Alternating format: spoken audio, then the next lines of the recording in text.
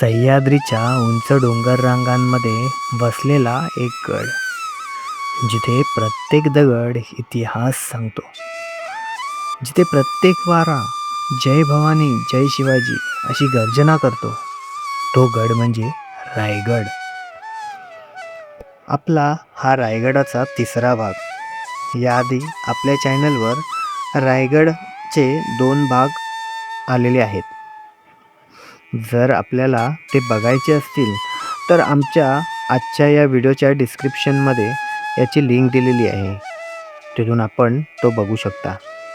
मला खात्री आहे शिवरायांचे जेवढे मावळे आहेत ते आपला हा व्हिडिओ पूर्ण बघतील आणि तो जास्तीत जास्त शेअर देखील करतील आणि या व्हिडिओला लाईक देखील करतील. रायगड या गडावर उभं आहे एक पवित्र स्थान, श्रद्धा, इतिहास आणि स्वराज्याचं प्रतीक. ते म्हणजे जगदीश्वर मंदिर आणि श्री छत्रपती शिवाजी महाराज यांची समाधी. रायगडावर पाऊल टाकताच एक वेगळी ऊर्जा जाणवते. गडाच्या मध्यभागी उभं असलेलं हे मंदिर, जगदीश्वर मंदिर, हे मंदिर फक्त दगडांनी बांधलेलं नाही, तर ते बांधलेलं आहे श्रद्धेनं, विश्वासानं आणि स्वराज्याच्या आत्म्याने. हे मंदिर बांधलं गेलं होतं छत्रपती शिवाजी महाराजांच्या काळात, म्हणजेच शके 1596 इसवी सन 1674 मंदिराची रचना अत्यंत साधी पण भव्य. मंदिरासमोर नंदी महाराज आणि आत भगवान शंकराचं पवित्र लिंग.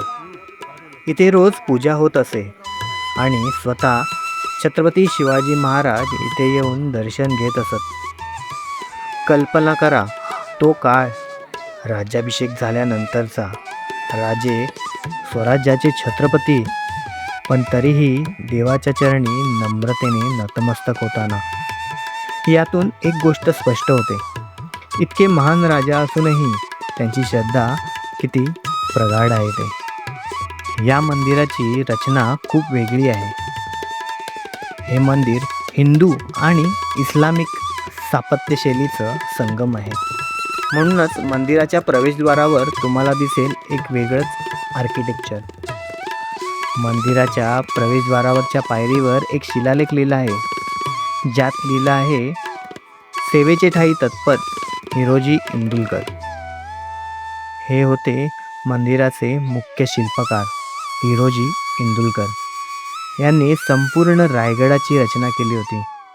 मंदिराच्या सभोवताली शांतता, पण त्या शांततेतही एक शक्ती आहे, एक आत्मविश्वास आहे. जणू काही अजूनही त्या ठिकाणी स्वराज्याची स्पंदनं जाणवतात. रायगडावर असणाऱ्या श्री जगदीश्वर मंदिरातील महादेवाच्या पवित्र पिंडीचं दर्शन घेऊया. या पिंडीला नमन करूया आणि त्याचबरोबर आशीर्वादही घेऊया. आणि हे आशीर्वाद घेताना तुम्हाला त्या काळाची आठवण येईल की महाराज या पवित्र स्थळी का रोज भेट द्यायचे. रायगडावर असल्यावर महाराज रोज या पिंडीची पूजा का करायचे. आणि त्याचबरोबर महाराष्ट्रातील प्रत्येक गड किल्ल्यावरती महादेवाची पिंड का आहे हे तुम्हाला कळेल. तर चला आपण आता पुढच्या पवित्र स्थळी जाऊया.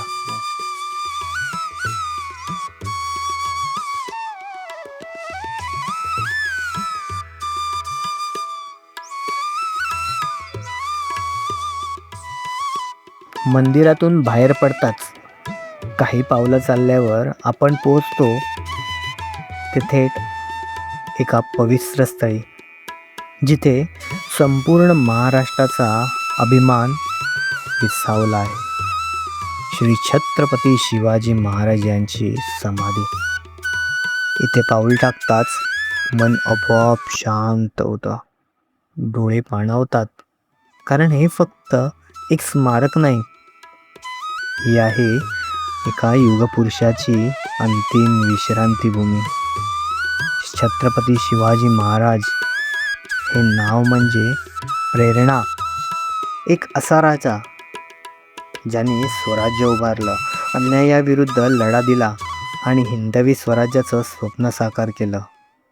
3 एप्रिल 1680 हा तो दिवस ज्या दिवशी संपूर्ण स्वराज्य शोकामग्न झालं. राजे आपल्यात राहिले नाहीत, पण त्यांचे विचार, त्यांचे आदर्श आजही जिवंत आहेत. समाधी अत्यंत साधी, पण तिचं महत्त्व अमूल्य आहे. समाधीसमोर उभं राहिल्यावर तुम्हाला दिसेल एक भव्य पुतळा. राजे सिंहासनावर बसलेले आहेत, डोळ्यात तेज, चेहऱ्यावर आत्मविश्वास, जणू अजूनही ते स्वराज्यावर लक्ष ठेवून आहेत. समाधीसमोर उभं राहिल्यावर मनात एकच भावना येते, आपण या मातीचे ऋणी आहोत. रायगडावर येणारा प्रत्येक माणूस या दोन ठिकाणी नक्की येतो, एक तर जगदीश्वर मंदिर आणि श्री छत्रपती शिवाजी महाराजांची समाधी. कारण इथे येऊन आपण इतिहास पाहत नाही, तर तो अनुभवतो. इथे येऊन कळतं की स्वराज्य म्हणजे फक्त सत्ता नाही, तर तो एक आहे अभिमान, स्वाभिमान. रायगड फक्त किल्ला नाही, तर ती एक भावना आहे. जगदीश्वर मंदिर आणि छत्रपती शिवाजी महाराजांची समाधी ही दोन ठिकाणं आपल्याला शिकवतात श्रद्धा कशी ठेवायची आणि स्वाभिमानानं कसं जगायचं. समाधीचं दर्शन घेतल्यावर थोडं पुढे गेल्यावर आणखीन एक पुतळा दिसला. तो म्हणजे महाराजांचा अत्यंत जवळचा असणारा महाराजांचा कुत्रा.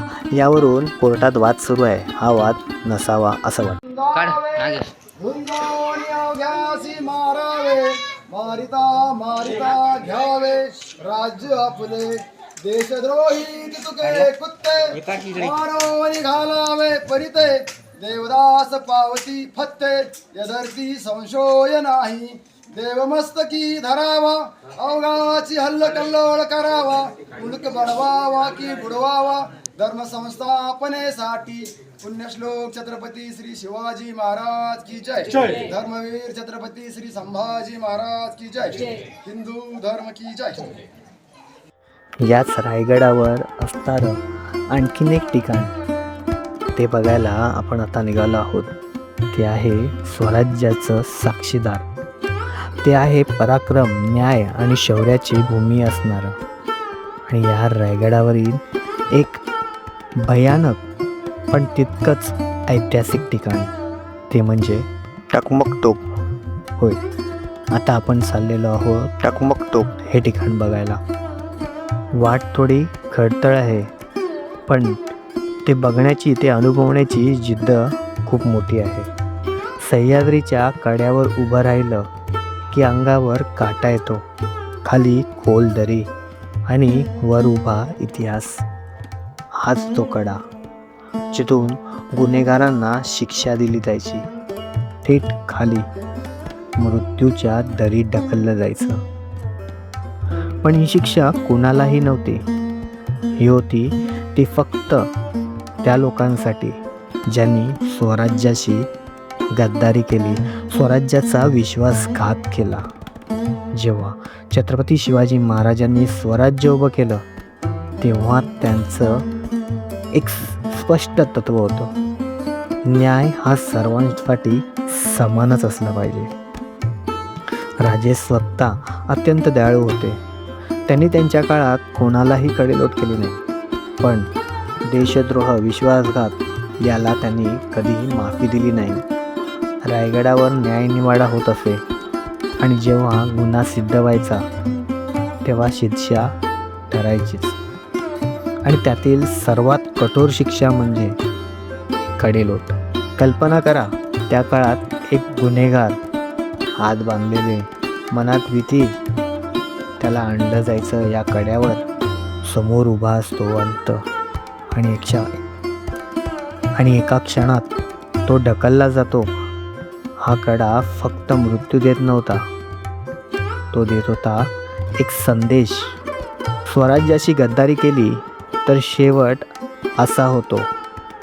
रायगडावरचा हा कडेलोट आजही शांत उभा आहे, पण त्या शांततेत लपली आहे एक भयानक कहाणी.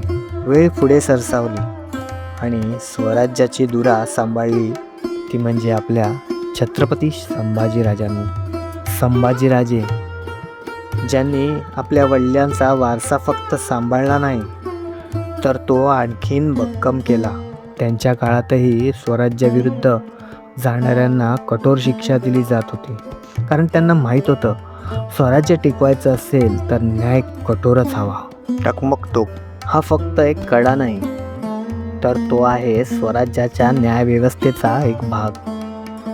तो सांगतो की स्वराज्य फक्त तलवारीवर उभं नव्हतं, तर ते होतं न्याय, शिस्त आणि विश्वासावर.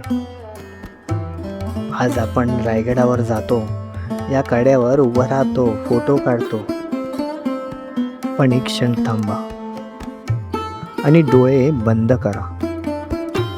तुम्हाला ऐकू येईल त्या काळचा आवाज, न्यायाचा आवाज, स्वराज्याचा आवाज.